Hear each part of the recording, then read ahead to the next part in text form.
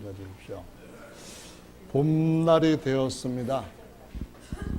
봄이 되다 보니까 황사도 따뜻한 바람을 무색하게 많이 날아옵니다. 황사, 미세먼지 이것 때문에 마스크를 쓰고 다니시는 분들 참 많습니다. 고운 얼굴 보이지 않게 예전 같으면은 은행 강도들이나 쓰고 다니던 그런 모습들을 하고 다니는 분들이 꽤 많습니다. 모자도 덮어 쓰고 얼굴에 마스크도 하고. 네, 미세먼지 얼마나 작은 걸까요? 아주 작죠. 그러나 더 작은 것이 있습니다. 오늘날 사람들이 이 광대한 우주가 어떻게 생성되었느냐라는 연구의 연구를 거듭한 결과 10의 마이너스 12승 내지는 14승 정도 되는 센티미터입니다. 정도 되는 아주 작은 그 최소립자가 이것이 10의 마이너스 한 12승 내지 14승 초 되는 그 짧은 순간에 펑 터져가지고 우주가 만들어졌다고 설명을 하고 있습니다. 이걸 가리켜서 빅뱅 이론이라고 합니다. 근데 10의 마이너스 한 12승 내지 14승 센티미터 정도 된다면은 그 크기는 얼마나 클까요? 미세먼지와는 비교가 안 될 정도로 정말 작은 겁니다. 그 정도 작은 것이면은 이런 벽이든 뭐든 쉽게 통과할 수 있는 아주 작은 겁니다. 근데 그것이 펑 터져서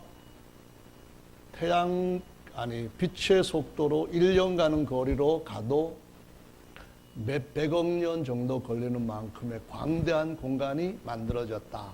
이것이 오늘날 과학자들이 사람들한테 설득하는 우주 생성 이론입니다. 그런데 사실 그 광대한 것을 그렇게 작은 그 알갱이로 최소 미립자로 만들어 놓을 수 있는 그런 능력은 하나님밖에는 없다는 것을 우리가 인정하는 것이 좋습니다. 사실 그것은 하나의 압축 알갱이입니다.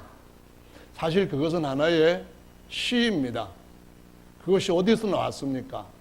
그것은 바로 하나님께로부터 나온 것이라고 성경은 말씀하시고 있습니다. 창조에 대한 얘기를 하는 것과 빅뱅 이론을 얘기하는 것은 큰 차이가 있습니다. 왜냐하면은 하나님은 계획을 가지고 만유를 지으셨고 계획에 차질 없이 그 모든 것들을 완벽하게 하나님이 영원히 안식하실 수 있는 상태로 완성하실 것이기 때문입니다. 그래서 아주 작은 10의 마이너스 한 13승 센티미터 정도 되는 아주 작은 것이 있기 전부터 하나님은 나는 있는 자다. 그래서 성경 말씀에 모세에게 하나님이 자신을 말씀하실 때에 나는 히브리 말로는 에흐에이다 이렇게 말씀하셨습니다. 그 말이 우리말로는 스스로 계시는 자라고 번역을 합니다. 영어로는 대개 I am 이렇게 번역을 합니다. I am이란 말은 에흐에라고 하는 하나님께서 자신을 나타낸 성함이 나는 있다라는 의미와 나다라는 의미를 같이 포함하고 있는 말입니다. 예, 그분이 자신을 알리실 때에 야훼라고 하는 이름을 알리라고 구약 성경에서는 그것이 7030번 정도 우리 성경에 나타납니다. 그 의미는 그가 계신다 그 말입니다. 그분이 지금 우리 눈에 보이지 않지만은 그가 계신다. 영어로는 He is 이런 의미로서 그분이 다시 오실 때가 있다는 것을 말씀합니다. 그분은 본래 보이지 않는 그분이 지으신 공간 안에나 공간이 없는 밖에나 어디에나 다 충만하게 계시는 보이지 않는 볼 수 없는 영이신데 그분이 자신을 나타내실 때가 곧 올 줄로 믿으시기 바랍니다. 그것이 바로 주의 날이라고 하는 것이죠. 오늘은 주의 날에 대해서 말씀을 나누려고 합니다. 오늘 본문 말씀은 마태복음 24장 1절부터 51절까지 그 마지막 때에 대해서 가르쳐 주신 말씀의 중간 부분에 위치하고 있습니다. 중간 부분에 위치하고 있다는 말은 시간적으로가 아니라 24장의 편집상 중간 부분에 있다라는 말씀인데요.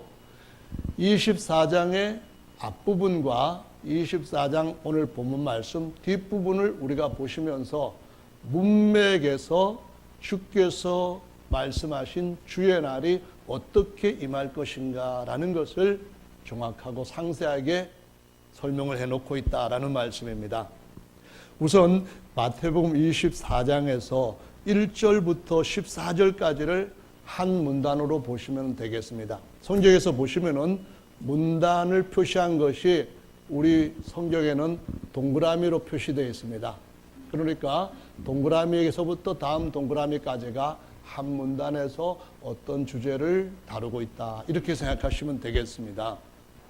그런데 1절부터 14절까지를 한 문단으로 나눌 수 있는 것은, 이것은 바로 주님께서 장차 있게 될 아주 중요한 역사적인 예언 성취의 앞부분에 대한 말씀을 기록해 놓았기 때문입니다. 그 중요한 역사적인 예언, 이것은 무엇인가요? 이것은 다니엘서 9장에 기록되어 있는 7년이 70번 반복되는 기간입니다. 유대인과 예루살렘 성을 위한 기간이라고 설명을 하고 있는데요. 이 기간은 세 부분으로 나누어져 있습니다. 첫 번째 기간은 바벨론에 의해서 완전하게 무너졌던 예루살렘 성벽을 중건하라고 하는 명령이 내리는 때부터 시작이 됩니다. 그래서 그 명령이 시행되어서 성벽이 완성될 때를 한 부분으로 보고 있습니다. 이걸 갖다가 7년이 7번 거듭되고 난 때에 성벽이 완성될 것이다 라고 말씀하셨는데 성취가 된 역사입니다. 그 다음에 바로 연속되는 겁니다. 이어지는 기간은 거룩한 자가 기름 부음을 받고 끊어지는 때라고 말씀하고 있습니다. 이 말씀은 바로 기름 부음 받은 자는 메시아라고 하는 말을 번역을 한 겁니다. 히브리 성경에서는 메시아가 끊어진다는 말을 우리 성경에서는 기름 부음 받은 자가 끊어진다, 이렇게 번역을 해 놓았습니다. 그래서 메시아가 끊어지는 사건까지가 두 번째 기간이 완성된 것입니다. 예수님 십자가에 달리심으로 완성된 그런 예언 성취를 보여준 말씀이고요.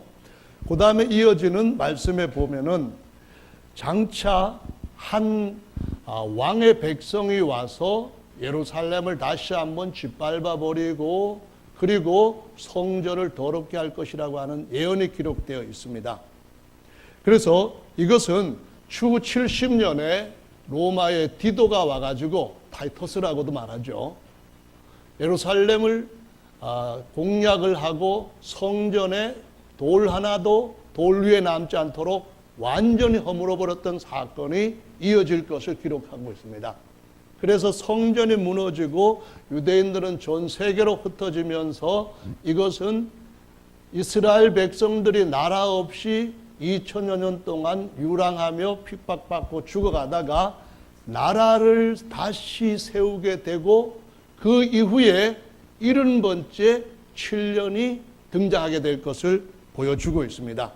바로 1948년에 이스라엘은 우리나라처럼 독립을 하게 됩니다. 그리고 난 뒤에 얼마 후에 이 70번째 7년의 그 예언이 평화조약이라고 하는 것으로 등장하게 될 것을 기록을 하고 있다는 겁니다. 근데 이 조약에 대한 말씀을 보면은 26절에, 다니엘서 9장 26절입니다. 한 왕의 백성이 와서라는 말씀을 합니다. 이 말씀이 70번째의 기간하고 연결되어 있다는 겁니다. 그 말은 장차 올 대적하는 그리스도, 적 그리스도가 바로 그와 같은 일을 또 반복할 것이다 하는 그런 의미를 갖고 있습니다.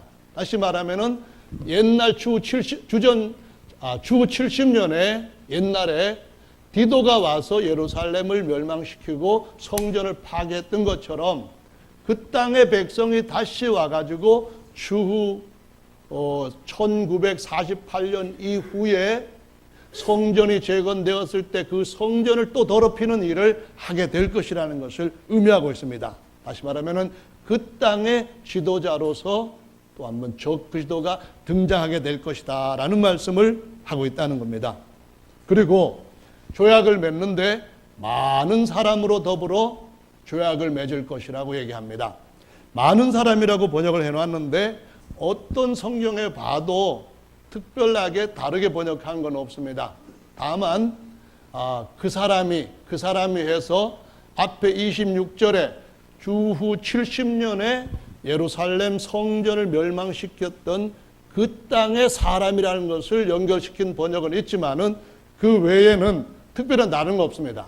그냥 많은 사람들과 더불어 이스라엘이 조약을 맺겠다 그런 말씀합니다.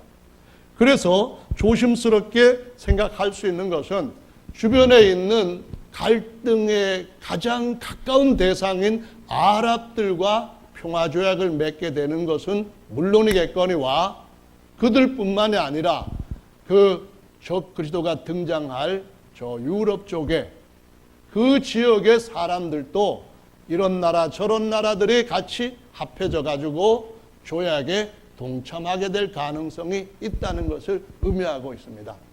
그래서 세계적인 지지를 받는 평화조약이 7년이라고 하는 기간 동안 그 기간으로 맺어질 것이라고 말씀을 하고 있는데요. 요 7년 평화조약이라고 하는 그 기간이 24장 15절에 다니엘서 9장 27절에 기록된 말씀하고 같이 연결이 되어 있습니다. 거기에 보시면은 멸망에 가증한 것이 성전에 서는 것을 보거든. 이 말씀이 바로 성전이 세워지고 그 다음에 평화조약이 맺어지고 성전도 세워지고 그리고 그 7년의 절반에 우상이 세워질 것이다. 그런 말씀인데요. 이 기간에 대한 말씀이 다니엘서에 보시면은 7장 25절에 한때, 두때, 반때 이렇게 표현을 했습니다. 때라는 말은 1년을 상징하는 겁니다. 그래서 1 더하기 2 더하기 반 그러면은 3년 반이라는 의미고요. 다니엘서 12장 7절에 보시면은 또 한 번 한때, 두때, 반때를 지나서 성도의 권세가 다 깨어지기까지 될 것인데 그렇게 되면 모든 일이 다 끝나리라 이렇게 말씀하고 있어서 또 한 번 다니엘서에서도 3년 반을 얘기하고 있습니다. 그런데 이 3년 반이 계시록에도 보면은 11장 2절에 42달, 11장 3절에 날짜로 1260일, 12장 6절에 1260일, 12장 14절에 3년 반, 13장 5절에 42달 이렇게 똑같은 기간이 계속 반복되고 있습니다. 이 말은 무엇을 의미합니까? 이 말은 이것이 정확하게 이루어질 것임을 몇 번이나 강조하셨기 때문에 우리 말세를 사는 성도들이 주의해서 영원한 미래를 준비를 지혜롭게 하라라는 말씀으로 강조하신 것인 줄로 믿으시기를 바랍니다. 아멘. 자, 이것은 이제 큰 틀에서 7년, 마지막 7년입니다. 7년의 전반부에 대한 것과 후반부에 대한 것들을 말씀을 드렸는데요. 이제 문맥에서 마태복음 24장 오늘 본문 말씀과 우리 본문 뒤에 있는 51절까지 말씀을 요약해서 여러분한테 드리자면 이런 겁니다. 29절부터 31절까지는 한 날에 대한 설명입니다. 한 날, 따라해 보십시오. 한 날. 무슨 날일까요? 이것을 가리켜서 주의 날이라고도 말하고 인자의 날이라고도 말합니다. 아멘. 무슨 말인가요? 하나님께서 또 한 번 영광스러운 사람의 모습을 입고 이 땅에 임마누엘 재림하실 것에 대한 것을 약속한 날입니다.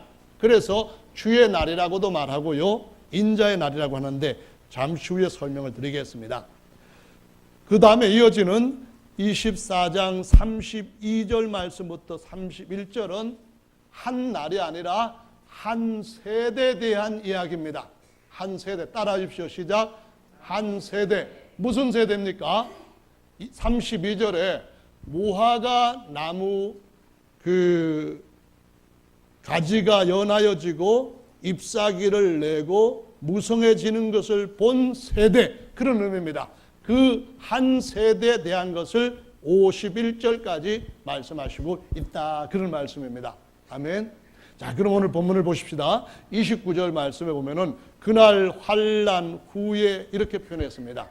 여기에서 그날 환난 후에라는 말씀은 29절 앞부분에 1절부터 28절까지 환난이 두 가지가 나옵니다. 환난이 두 가지가 나오는데 두 가지 환난을 다 말하는 것이 아니고요, 한 가지를 말합니다. 그럼 어떤 환난이냐 하면은 24장 9절 말씀에 기록되어 있는 환난입니다. 9절 한번 읽어볼까요? 시작. 그때에 사람들이 너희를 환난에 넘겨주겠으며 너희를 죽이리니 너희가 내 이름을 위하여 모든 민족에게 미움을 받으리라. 아멘. 여기에 환난은 세상이 성도들을 핍박하는 환난입니다. 주후 64년경에 주 70년에 예루살렘 성을 공격하기 전에 로마의 대화재가 일어났습니다. 로마의 제왕 네로가 불을 질렀다고 알려져 있습니다. 불이 바람을 타고 걷잡을 수 없이 번져서 시가지가 대부분 타버렸습니다. 엄청난 피해가 났죠. 그래서 제왕의 죄위가 흔들거릴 때에 그것을 면피하기 위한 속죄물을 찾았습니다. 누가 걸려들었을까요? 예수님 믿는 그리스도인들이 걸려들었습니다. 그래서 그때부터 대대적으로 그리스도인들을 핍박하기를 시작해서 313년까지 로마 제국이 어마어마한 핍박을 했습니다. 무수한 사람들이 잔인하게 죽었습니다. 그런데 마지막 때에 세상은 또 한 번 그리스도인들을 핍박하고 죽이는 일까지 할 것이라는 말씀을 예고하고 있다는 겁니다. 그러니까 이 말씀을 우리가 읽을 때에 어떻게 해야 될 것인가? 우리 세대에 혹시라도 그것이 일어난다고 한다면은 그럼 우리는 믿음을 잘 지킬 수 있도록 지금부터 알곡 믿음 되도록 열심히 주님 의지하는 훈련을 해야 되겠다, 이렇게 마음먹고 작심삼일하지 말고 매일매일 훈련을 거듭하는 진정한 군사로 세워지는 모두가 되셔야 되는 줄로 믿으시길 바랍니다. 아멘. 24장에 보시면은 21절에 또 하나의 환난이 있습니다. 24장 21절 읽어보겠습니다. 시작. 이는 그때에 큰 환난이 있겠음이라. 창세로부터 지금까지 이런 환난이 없었고 후에도 없으리라.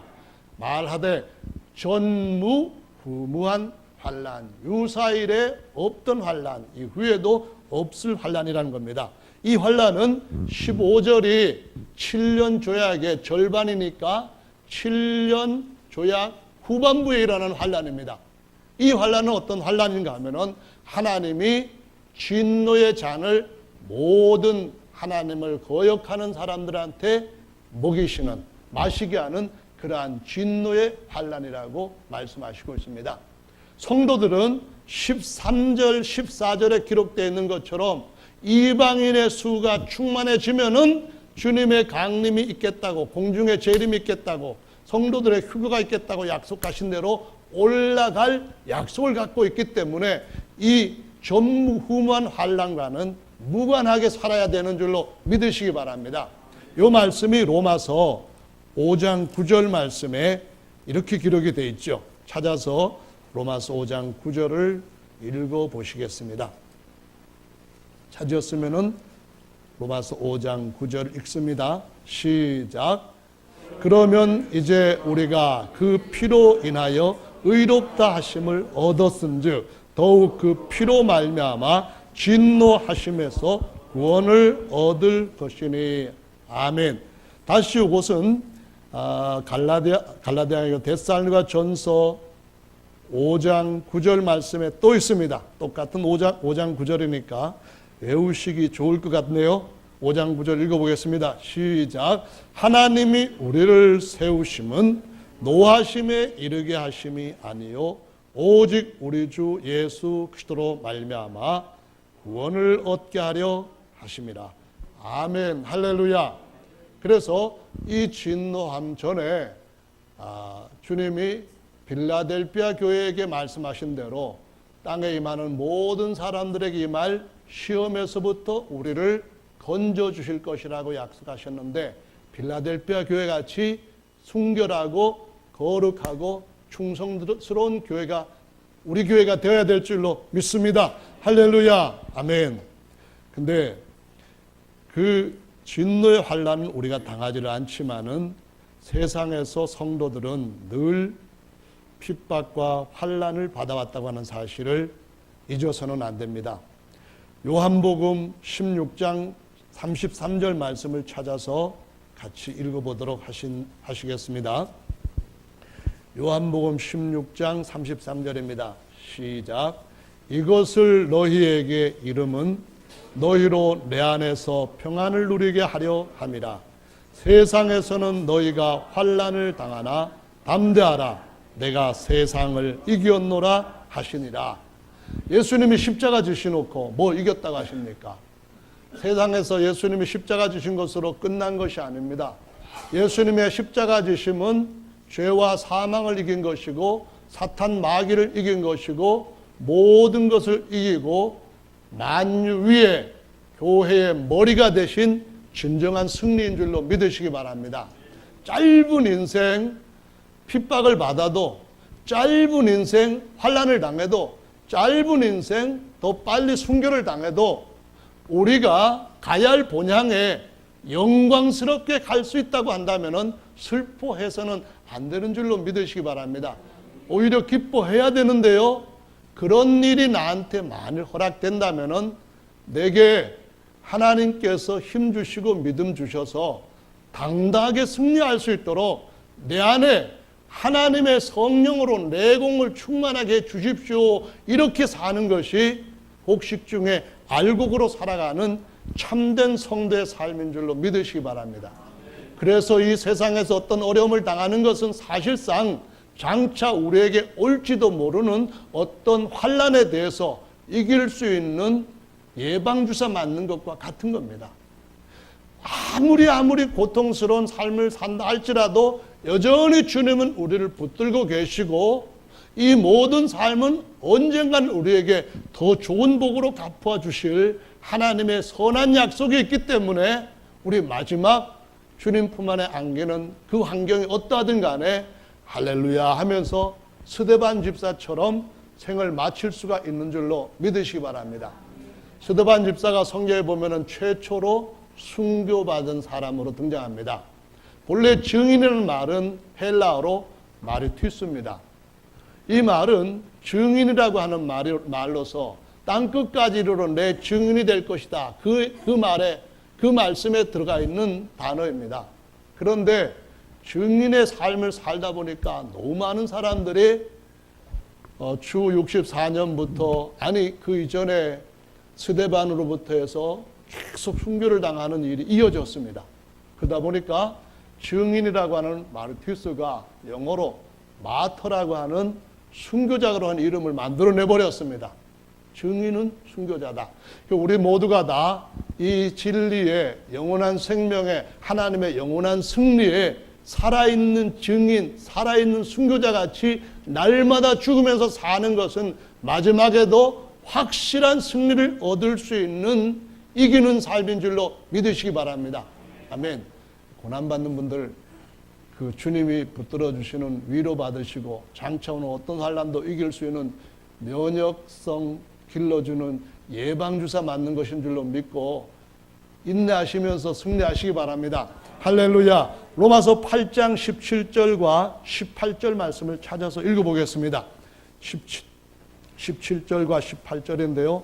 자, 찾았으면 읽습니다. 시작.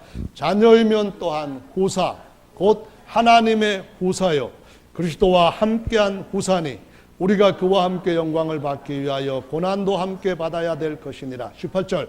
생각컨대 현재 고난은 장차 우리에게 나타날 영광과 좋게 비교할 수 없도다. 아멘. 후사란 말은 후계자라는 말과 똑같은 말입니다. 또 비슷한 말은 상속자라는 말입니다. 후계자는 무슨 말입니까?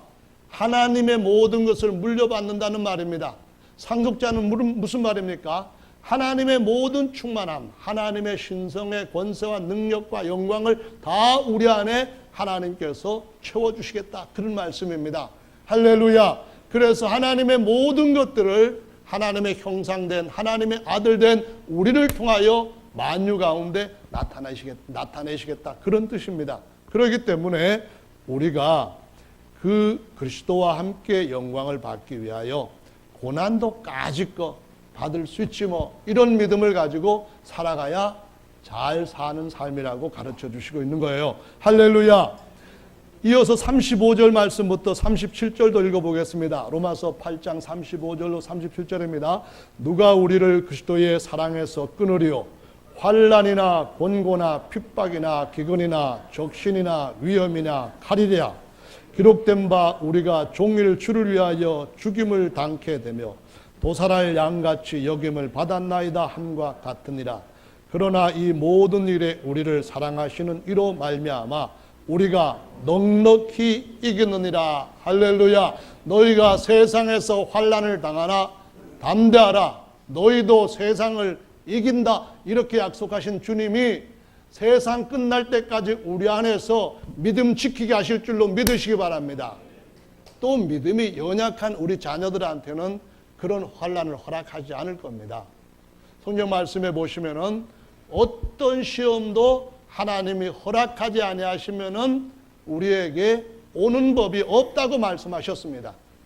하나님께서 우리 자신을 잘 아시기 때문에 자기 자녀 가운데 아직까지 믿음이 약한 사람과 믿음이 장수한 사람과 그 상태, 시험이 올 때 어떻게 될지 모든 걸 아시는 분입니다. 그래서 어린 자녀들은 하나님이 천사들을 보내가지고 구약에서 메드락과 아벳느고, 다니엘 이 모든 친구들을 지켜주셨던 것 같은 그러한 믿음으로 우리를 지켜주시는 일이 늘 있을 것이고, 더더구나 어려운 때는 주님이 그 종들을 보내셔서 그렇게 지켜주실 줄로 믿으시기 바랍니다. 중요한 것은 순수하게 하나님을 믿고 하나님 쪽으로 구별되는 삶을 사는 겁니다. 애굽의 이스라엘 백성들이 그 엄청난 재난 가운데서 세 번째 징조까지는 같이 고난을 당합니다. 이가 와가지고 막 붓고 끓고 있는데 네 번째 징조부터는 하나님께서 백성들 딱 구별시켜가지고 애굽 전역에는 캄캄한 어둠이 왔는데도 이스라엘 백성들이 사는 고센 땅에는 햇볕은 쨍쨍 모래알은 반짝, 이렇게 하신 그 놀라우신 구별하시는 은혜와 능력과 역사가 하나님의 백성들 그 모두에게 끝까지 함께 할 줄로 믿으시기 바랍니다. 에이, 어떻게 그런 일이, 생각해 보십시오. 눈에 보이지도 않게 이런 데 막 돌아다니는 그것이 뻥 터져가지고 이렇게 큰 걸 믿는다고 하는 그런 큰 믿음 갖고 있는 사람들이 세상 살았는데, 계시는 그분이, 지으신 그분이, 붙들고 계시는 그분이 우리 모든 것들을 우리에게 물려주시기 위해서 후사로 삼으신 그분이 우리를 지켜내실 것은 너무나 당연한 것이 아니겠습니까? 그것을 믿는 것은 더 정상적인, 이성적인, 합리적인 믿음인 줄로 믿으시기 바랍니다. 할렐루야. 아멘. 고린도후서 4장 16절로 18절을 보면 이렇게 기록이 되어 있습니다. 그러므로 우리가 낙심하지 아니하노니 겉사람은 후패하나 우리의 속은 날로 새롭도다. 우리의 잠시 받는 환난에 경한 것이 지극히 크고 영원한 영광에 중한 것을 우리에게 이루게 함이니 우리의 돌아보는 것은 보이는 것이 아니요 보이지 않는 것이니 보이는 것은 잠깐이요 보이지 않는 것은 영원함이니라. 이렇게 기록하고 있습니다. 이 말씀을 여러분 들을 때에 그냥 성경책 펴기 전에 쫙 앞에서 눈 감아도 글들이 쫙 지나가고 그냥 가만히 있어도 귀에 주께서 그렇게 속삭여 주시는 것 같은 음성이 들리고 그 말씀을 따라 사는 분들은 그날 어떤 환난이 와도 주님께서 다 그것을 더 중한 무거운 영원한 영광으로 바꾸어 주실 줄로 믿으시기 바랍니다. 말씀은 우리를 붙듭니다. 말씀은 우리의 길을 안내합니다. 말씀은 우리를 위로합니다. 말씀은 우리를 당당하게 만듭니다. 말씀은 우리를 담대하게 해서 어떤 세상의 압력에도 굴하지 않고 우리는 더 높이 하나님을 향하여 나아갈 수 있는 길을 걷게 할 줄로 믿습니다. 할렐루야. 예, 정말 주님께서 그렇게 하시죠. 베드로 전서 1장 6절부터 9절 말씀에 보니까 주 64년부터 일어난 엄청난 핍박을 보면서 그걸 가리켜서 베드로가 사도 바울이 세운 교회들에게 보낸 편지에서 우리가 이런 여러 가지 시험을 인하여 잠깐 근심하지 않을 수 없었으나 오히려 크게 기뻐한다. 너희의 믿음의 시련이 불로 연단하여도 없어질 금보다 더 귀하여 예수 그리스도 나타나실 때에 칭찬과 영광과 존귀를 얻게 하려 합니다. 이렇게 말씀하시고 있습니다.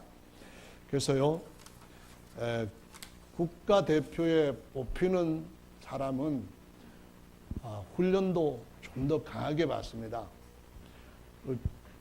우리 김홍복 집사님이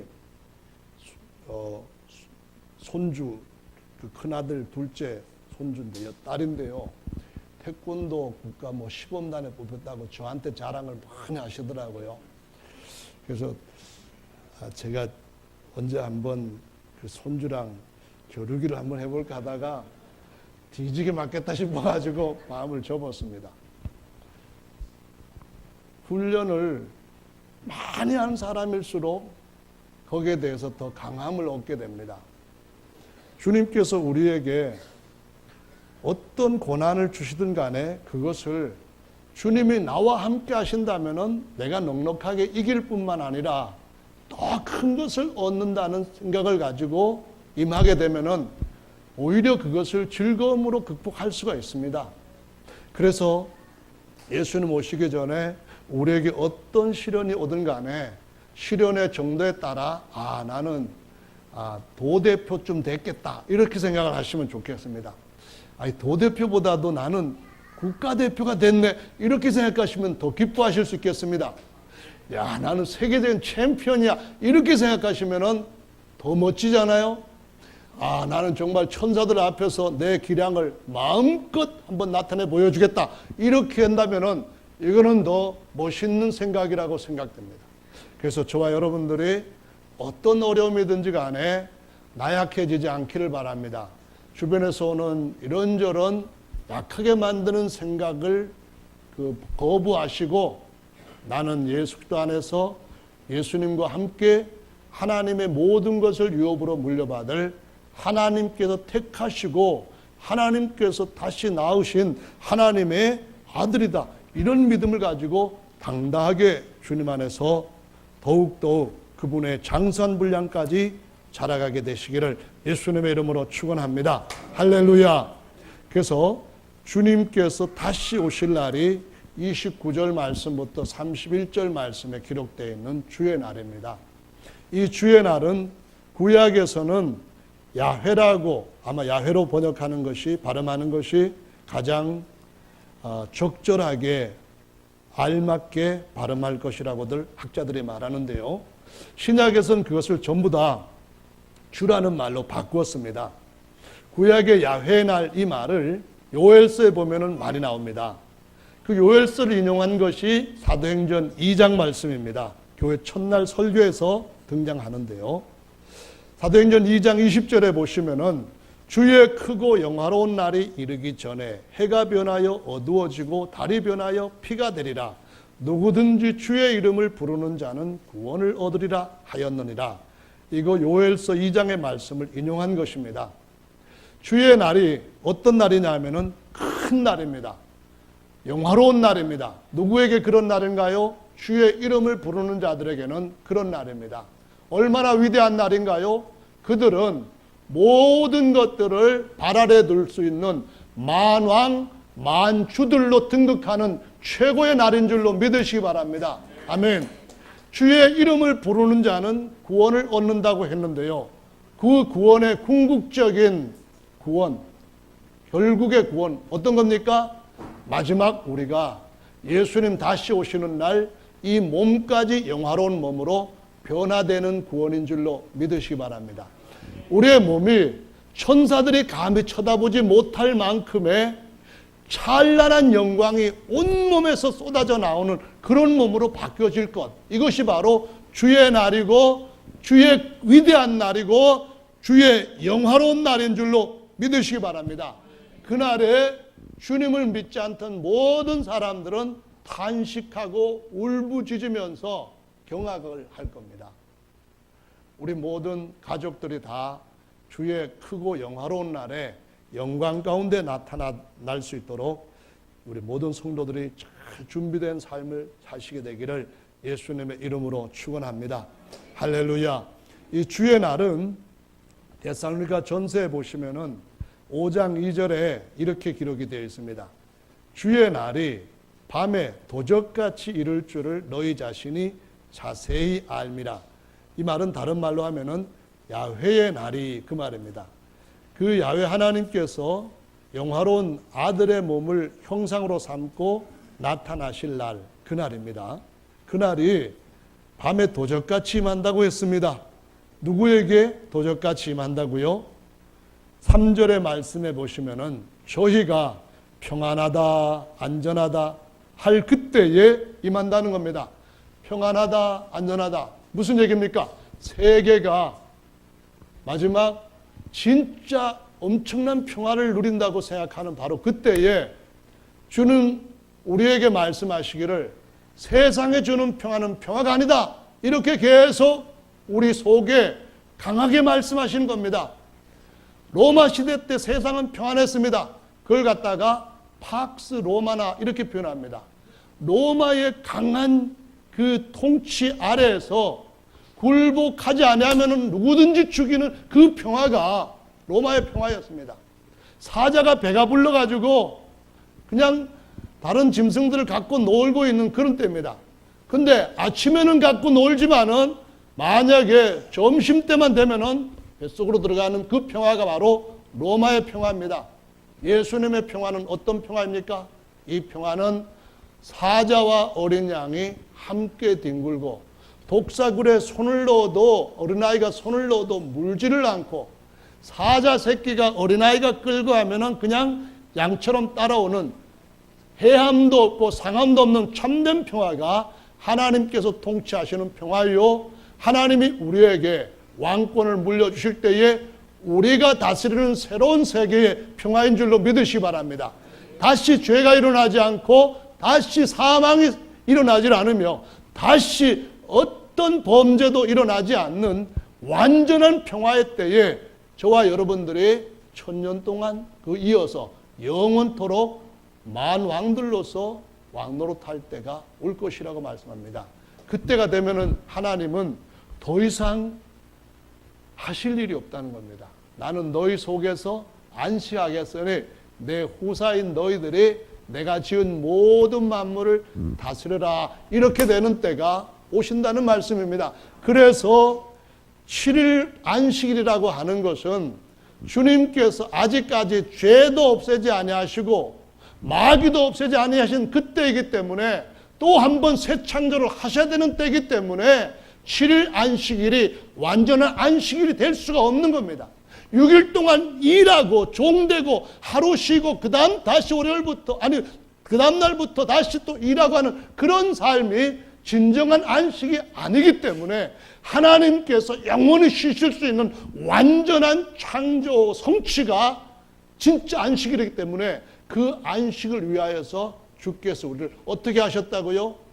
우리의 영에 하나님으로부터 다시 태어난 새 사람을 따라 살다가 보면은 우리 몸까지도 완전한 안식에 들어갈 것이라고 약속을 하시고 있다는 것입니다. 할렐루야, 아멘. 그래서 세상은 안전하다 평안하다 할 그때에 우리는 어떻게 됩니까? 이 평화는 참된 평화가 아닙니다. 당신이 세상에서 누리고 있는 그 모든 즐거움은 잠시 후에 극한 고통으로 돌아올지 모릅니다. 준비해야 됩니다. 영원한 평화를 찾아야 됩니다. 영원한 생명을 찾아야 됩니다. 언젠가는 죽을 수밖에 없는 그 뜨거운 끓는 물 속에서 같이 삶아지지 말고 내 백성아 거기서부터 나와서 구별되게 따로 거하라고 한 말씀을 따라 그리스도 안으로 나오셔야 됩니다. 그 안에 거하면서 그분이 이루실 완전한 평화와 안식을 찾아야만 됩니다. 이것을 우리가 끝까지 주님 오시는 그날, 우리가 들려 올라가는 그날까지 전해야 될 줄로 믿으시기 바랍니다. 3절에 기록된 말씀을 보니까 그들이 해산 고통이 갑자기 임하는 것처럼 멸망이 갑자기 임할 것이라고 했는데 4절부터 보면은 우리는 어둠에서부터 나와서 빛에 거하였고 빛의 아들들이 되었기 때문에 우리에게 도적같이 주님이 오시질 않고 뭐같이 오실까요? 신랑을 기다리는 신부에게 오시는 분으로 오실 것이라고 말씀합니다. 할렐루야. 아멘. 제 아내가요, 제가 그렇게 좋은가 봐요. 다시 태어나도 저한테 시집 오겠다 그랬어요. 그래서 지난번에 저는 대답 안 하는데 나도 그러겠다 그랬어요.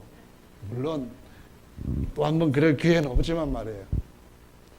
무슨 말씀을 드냐면은 진짜 이 세상에서 어떤 좋은 남편을 할지라도 그 남자가 그 남자예요. 세상 사람들 할 때는 한자로 말해요.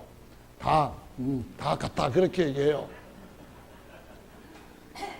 주님께서 왜 요한복음 4장에서 5번 남자를 경험하고 또 쫓겨나고 또 쫓겨나고 또 쫓겨나고 또 쫓겨나고 6번째 같이 살고 있는 그 사마리아 여자에게 찾아가서 내가 너에게 영생하도록 솟아나는 물 주겠다 그 말씀하셨나요? 모든 인생들은 오직 예수님을 자신의 영원한 남편으로 우리의 영이 그분의 영과 하나 되는 신령한 결합 속에 들어갈 때야만 진짜 영원한 만족이 있는 줄로 믿으시기 바랍니다. 그래서 그분이 오시는 그날이 신랑이 오시는 날고 표현한 그날이 그만큼 좋다는 거예요. 반면에 준비되지 않은 사람들한테는 도적같이 많은데요. 도적이 제일 귀한 거, 비싼 거, 값진 거 이런 거 다 제쳐놓고 재활용만 가져간다면 얼마나 좋겠어요. 아니 쓰레기 가져간다면 더 좋겠죠. 고마워가지고 돈이라도 주면서 가져가라 그러겠죠. 그러는 도적은 세상엔 없어요. 정말 도적이 오는 것은 빼앗고 죽이고 멸망시키기 위해서 온다는 말씀입니다. 그 말은 준비되지 아니하면은 그들에게 호련히 멸망이 임한다는 것을 의미합니다. 뭔 준비해야 될까요? 결혼 준비도 해야 되겠죠. 취업 준비도 해야 되겠죠. 노후 준비도 해야 되겠죠. 준비할 것 참 많네요. 그런데 그 모든 준비보다도 우선적으로 해놓고 다른 준비를 해야 되는데요. 바로 주님 맞을 준비인 줄로 믿으시기 바랍니다. 그 한 날 놓치면은 안 되기 때문에 그 한 날, 그 D-Day라고 하는 그날이 어떻게 올지를 가만히 사모하면서 날마다 어디에서나 준비된 삶으로 주님과 동행하는 저와 여러분들이 되기를 정말 다시 한번 예수님의 이름으로 축원합니다. 할렐루야. 베드로 후서 말씀에 보시면은 3장 10절에 이렇게 말씀합니다. 주의 날이 도적같이 임할 것이기 때문에 그날에는 하늘이 큰 소리로 떠나가고 체질이 뜨거운 불에 풀어지고 땅과 그 중에 모든 것이 드러나리로다. 그러니 우리가 어찌할꼬 그날이 이르기를 간절히 사모하고 준비하라. 이렇게 말씀하고 있습니다. 홍수가 일어났던 노아의 때에도 많은 사람들이 그날 바로 주님이 심판하시겠다고 한 그날 사람들은 먹고 마시고 시집가고 장가가고 전철 타고 어디 놀러가고 뭐 어디 가고 그렇게만 하다가 멸망이 쏟아졌는데 피하지를 못했다고 말씀합니다. 그런데 저와 여러분들이 주님 맞이할 수 있는 준비 매일 하면서 살아간다면 밤이든 낮이든 집안이든 집 밖이든 어디에서든지 안전하게 주께서 천사들을 보내셔서 하늘 저 끝에서 하늘 저 끝까지 다 순식간에 구름 속으로 끌어올리실 것이라고 약속하시고 있습니다. 그러므로 준비된 삶을 사는 것이 금보다도 더 귀하다는 찬송가가 맞는 줄로 믿습니다. 아멘. 본문 말씀에 오시면은 인자의 날이라고 하는 표현이 누가복음 17장에 나옵니다. 22절부터 35절에 기록된 말씀이 오늘 마태복음 24장 29절로 31절에 기록된 말씀처럼 한 날에 대한 말씀입니다. 한 날에 대한 말씀 준비하기 위해서 32절부터 51절까지 한 세대에 대한 말씀을 주시고 있습니다. 한 날, 한 세대. 우리는 이 세대를 지혜롭게 보내야 됩니다. 준비하면서 보내야 됩니다. 그러면은 한 날을 정말 위대하고 영광스러운 날로 맞이하게 될 줄로 믿으시기 바랍니다. 데살로니가 후서 한 구절을 읽고 우리 같이 기도하는 시간 갖겠습니다. 후서 1장 말씀입니다. 1장 6절 말씀부터 보십니다. 6절부터 9절까지 읽어보겠습니다. 찾았죠? 시작.